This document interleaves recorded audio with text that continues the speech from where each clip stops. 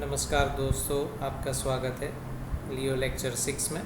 और आज हम सीखने जा रहे हैं सातवां टेंस परफेक्ट प्रेजेंट टेंस यानी पूर्ण वर्तमान काल।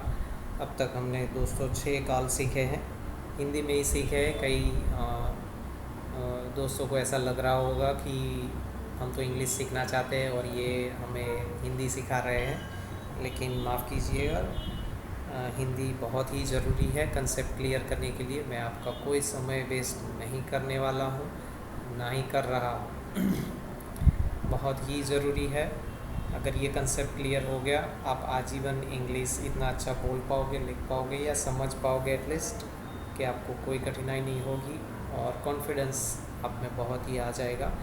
तो आगे बढ़ते हैं दोस्तों। क्रिया हो गई है, ये उसकी व्याख्या है और ब्रैकेट में उसका शॉर्टकट है पूर्ण क्रिया प्लस है हो, यानी पूर्ण वर्तमान काल में पूर्ण क्रिया होनी चाहिए। बहुत ही सरल है, बहुत ही इजी है, आसान है दोस्तों।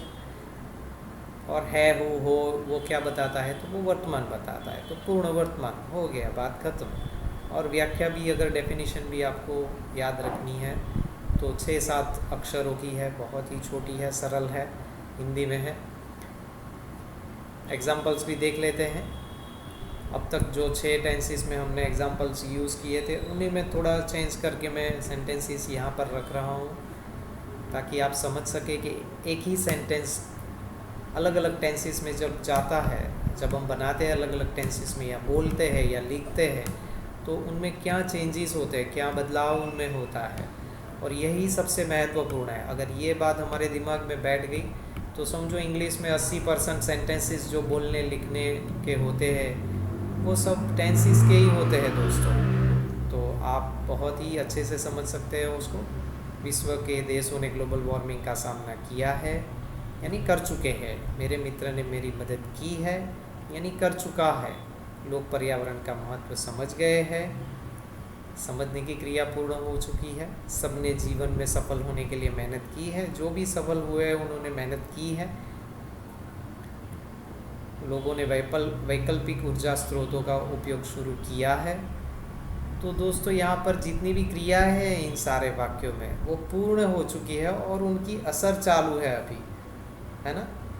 ग्लोबल वार्मिंग का सामना किया है तो सभी देशों में कुछ ना कुछ उलट पुलट हो रहा है, उन्होंने सामना किया है, कर दिया है और वो स्टेप्स ले रहे हैं। उसका अर्थ है कि उसकी इफ़ेक्ट अभी है। ऐसा नहीं है कि भाई ग्लोबल वार्मिंग नाम की चीज़ अभी ख़त्म हो गई है, कोई टेंशन नहीं है, ऐसा नहीं है। सारे देश स्टेप्स ले रहे हैं, है ना। तो यानी उसकी असर चालू है। मेरे मित्र ने मेरी मदद की है तो आज मैं उस मुकाम पर हूँ कि मैं अपने पाँव पर खड़ा हूँ। तो वो असर चालू है। उसने जब की थी मदद, वो क्रिया पूर्ण हो चुकी है, लेकिन उसकी असर आज भी मेरे जीवन में है, आज भी मैं उसका आभारी हूँ, है ना। लोग पर्यावरण का महत्व समझ गए हैं और इसीलिए पेट्रोल डीजल का उपयोग वो बंद कर रहे हैं, है ना। पेड़ पौधे उगा रहे हैं, तो उसकी असर चालू है ना।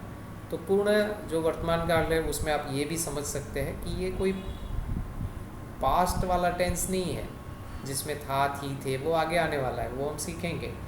यहाँ पर पूर्ण क्रिया है लेकिन वर्तमान इसीलिए कहते हैं कि उसकी इफ़ेक्ट अभी चालू है, उसकी असर अभी चालू है ना। तो ये 5 वाक्य आप देख लीजिए, समझ लीजिए। इनमें जो भी क्रियाएं हैं, सामना करना, मदद करना, महत्व समझना, मेहनत करना और आखिरी वाक्य में 5वें वाक्य में शुरू करना, तो शुरू करने की क्रिया पूरी हो चुकी है ना। तो ये पूर्ण वर्तमान काल है। उसके और 10 वाक्य आप अपने आप बना लीजिए, इससे आपका थॉट प्रोसेस भी इम्प्रूव होगा। और नियमित रूप से रिवाइज़ करना ना भूलें, आगे की चीज़ें भूलनी नहीं है दोस्तों।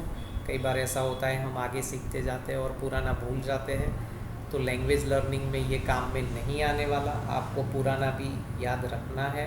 हाँ, एक बार वो दिमाग में बैठ गया तो फिर नहीं करोगे तो चलेगा, लेकिन जब तक वो परफेक्ट नहीं होता आपको सब कुछ करना पड़ेगा, नया सीखना भी पड़ेगा और पुराना रिवाइज़ करता रहना पड़ेगा। आप हमारे पुराने वीडियोस कभी भी देख सकते हैं और रिवीजन भी अपना चालू रख सकते हैं। तो हम अभी आगे बढ़ रहे हैं हमारे नेक्स्ट टेंस की ओर दोस्तों। नेक्स्ट टेंस है हमारा परफेक्ट पास्ट टेंस। जैसे परफेक्ट प्रेजेंट है वैसे ही परफेक्ट पास्ट टेंस है। ये रहा आपकी स्क्रीन पर परफेक्ट पास्ट टेंस यानी पूर्ण भूतकाल, और उसकी व्याख्या में थोड़ा ही चेंज किया है मैंने।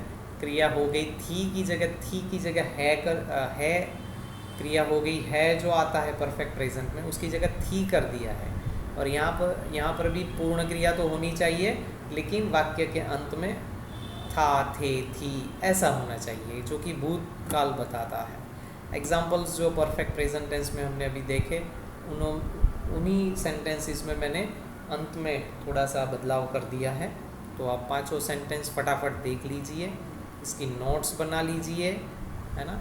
मेरे मित्र ने मेरी मदद की है की जगह की थी कर दिया। यहाँ पर लोग पर्यावरण का महत्व समझ गए थे।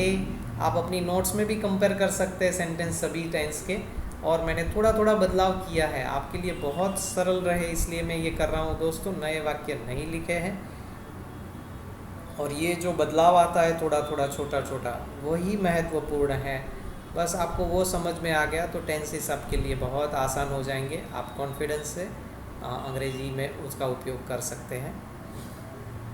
तो 10 वाक्य इस टेंस के भी जोड़ दे। और अगेन मैं आपको कह रहा हूँ रिवीज़न करना ना भूले, है ना, बहुत ही इम्पोर्टेंट है दोस्तों। तो आशा रखता हूँ आज का ये लेक्चर आपके लिए बहुत ही फ़ायदेमंद साबित होगा। तब तक के लिए धन्यवाद।